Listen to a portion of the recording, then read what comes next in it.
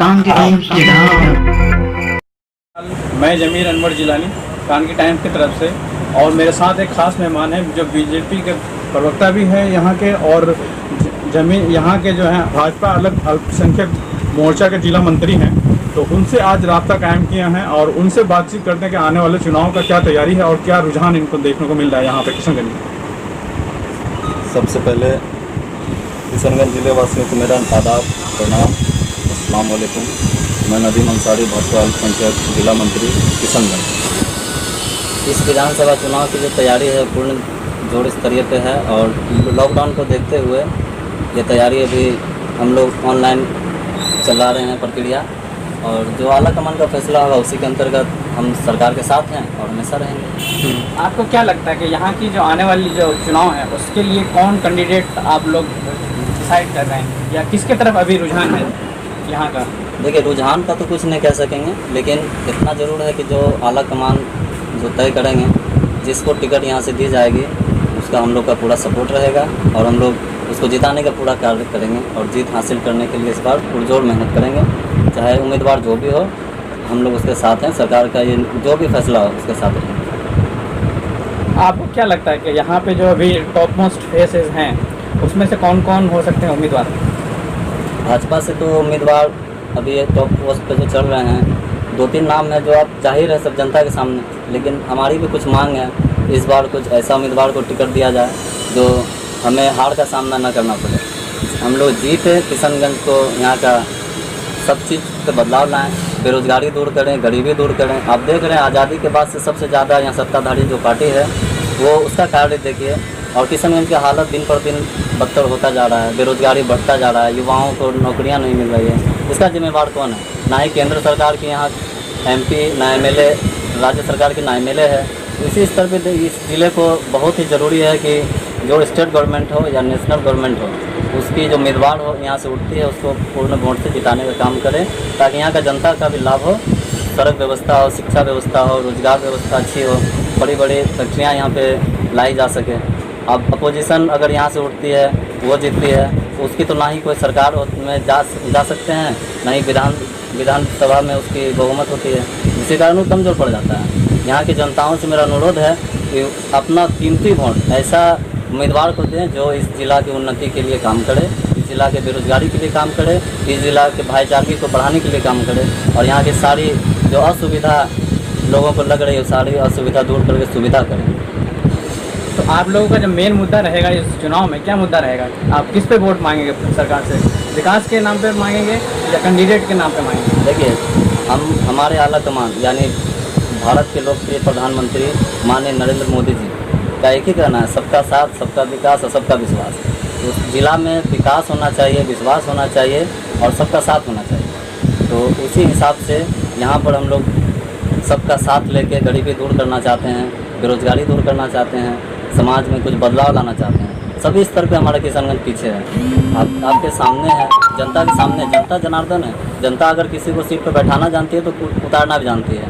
इसलिए जनता से अनुरोध है कि इस बार का वोट अपना सोच समझ कर दें और ऐसे मजबूत कैंडिडेट को।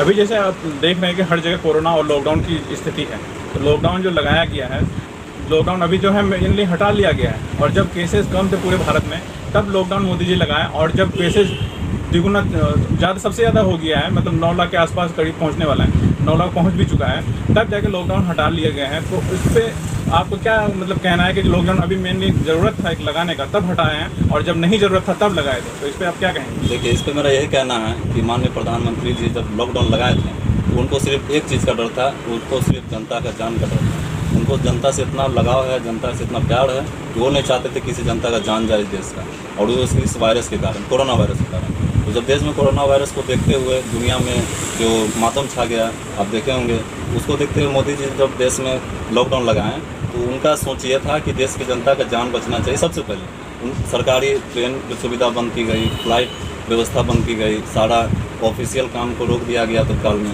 तो सरकार की इनकम सारी ठप पड़ गई इसमें, और इस लॉकडाउन में सरकार अपने लाभ को नहीं देखी, जनता की जान को देखी। फिर धीरे धीरे मोदी जी ने जब थोड़ा अनुभव किया कि देश की जनता की तो जान नहीं उतना जा नहीं रही है, बेरोज़गारी बढ़ता जा रहा है, गरीब लोग परेशान हो रहे हैं कि सबसे पहला बात है, गरीब के लिए चाहिए रोटी कपड़ा और मकान। पेट में दाना रहना बहुत ज़रूरी है। मोदी जी ने देखा कि इस देश में जाने तो जा नहीं रही है, ज़्यादातर रिकवर होने का चांस बढ़ता जा रहा है। देश में देखें कई लाख केसेस हुए हैं, फिर रिकवर भी बहुत सारी हो गई है। और ये इसी हाल हमारे किशनगंज में भी बहुत सारे केसेस पहले लायंस क्लब से मिली थी, फिर रिकवर हो गई धीरे धीरे। और भी कुछ चंद लोग हैं जो पॉजिटिव मतलब एक्टिव केस है किशनगंज में।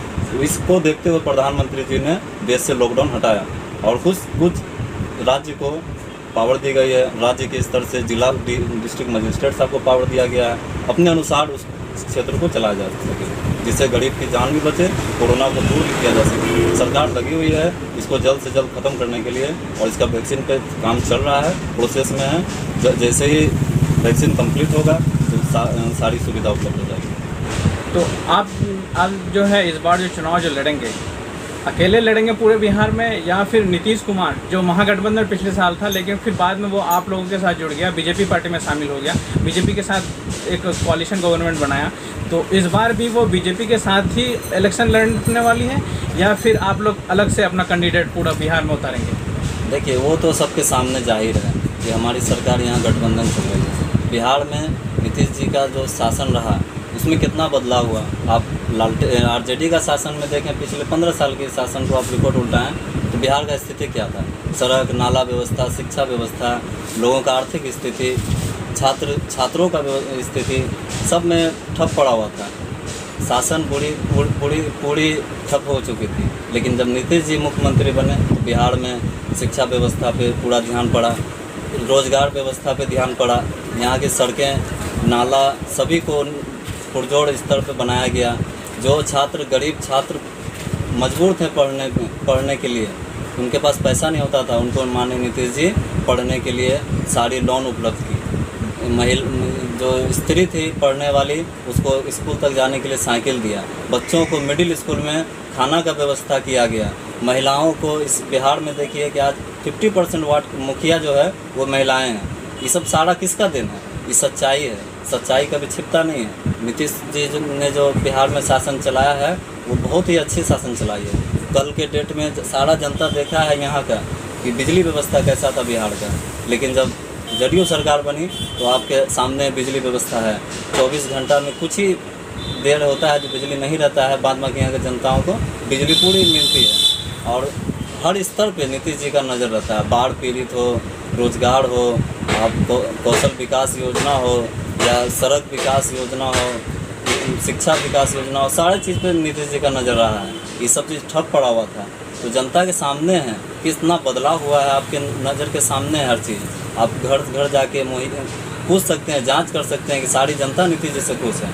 तो उसके काम को देख के केंद्र सरकार ने उसके साथ संगठन मजबूत करके बिहार में गठबंधन सरकार बनाई थी, और ये गठबंधन सरकार अभी बरकरार रहेगी। जब तक आला कमान का कोई फैसला नहीं होता है, हमारी सरकार गठबंधन चलेगी और चलती रहेगी। हाँ, एक और सवाल जो अहम सवाल है अभी का सिचुएशन को देखते हुए कि यहाँ का जो एमपी और एमएलए है, जो बाढ़ पीड़ित लोग हैं उस पर कोई ध्यान नहीं दे रहे, ना ही यहाँ का जो कोरोना के काल में जो लोग भूखमरी की हालत तक पहुँचे हैं उसके लिए कुछ नहीं कर रहे हैं। तो उसके लिए आपका क्या प्रयास रहा, और इन भूखमरी को दूर करने के लिए आप लोग क्या आवाज़ उठाए या जनता तक पहुँचे, इसके बारे में आप बताइए कुछ। देखिए, किशनगंज विधानसभा और किशनगंज लोकसभा का स्थिति ऐसा इसलिए है कि यहाँ जो उम्मीदवार जीत हासिल किया है वो एमएलए साहब कौन है? AIMIM के।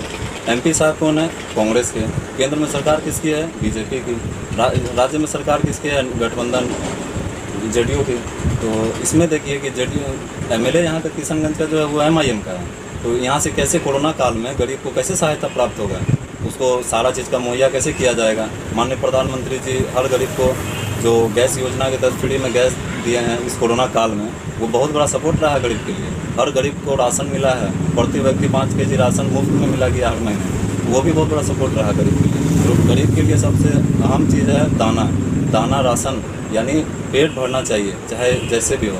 मोदी जी ने घर घर तक पहुंचाने का जो योजना बनाई है, बहुत सारी योजना ऐसी भी है जो घर घर तक नहीं पहुंच पा रही है। इसका जिम्मेवार कौन है?